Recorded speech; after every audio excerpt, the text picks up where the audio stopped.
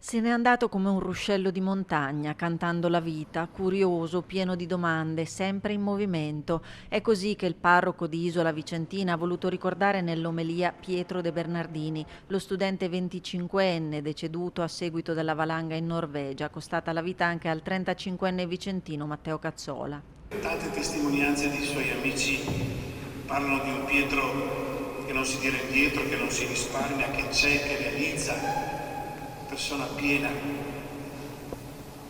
La sua ricerca, il suo provare e riprovare. Pietro era un ruscello di montagna, pieno di suoni e salti e rincorsi. Un ruscello che canta la vita, mai uno stagno fermo e imbevibile. Ci aiuta la parola, ci entri nel cuore, sia come balsamo per questo giorno. Chiesa parrocchiale gremita, parenti, professori di Pietro, gli amici arrivati dall'Olanda dove studiava, prossimo alla laurea magistrale, pensieri, commozione, ricordi di energia, grande vitalità, passione per la natura che oggi rende la riflessione ancora più profonda in occasione della giornata mondiale della Terra.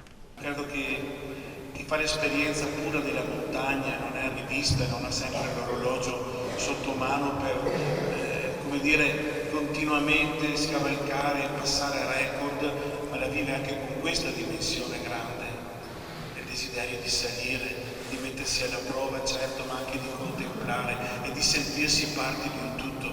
Ricordo che oggi è la giornata della Terra e Pietro adesso contempla questo nostro pianeta azzurro, lo contempla dall'alto. E poi l'invito tutti ad essere ruscello e non stagno, ad alzare lo sguardo e correre, ad andare sempre un passo avanti, ad essere sempre veri e fedeli ai propri sogni e ideali. Un richiamo al testo della canzone Vent'anni dei Maneskin, tanto amata da Pietro.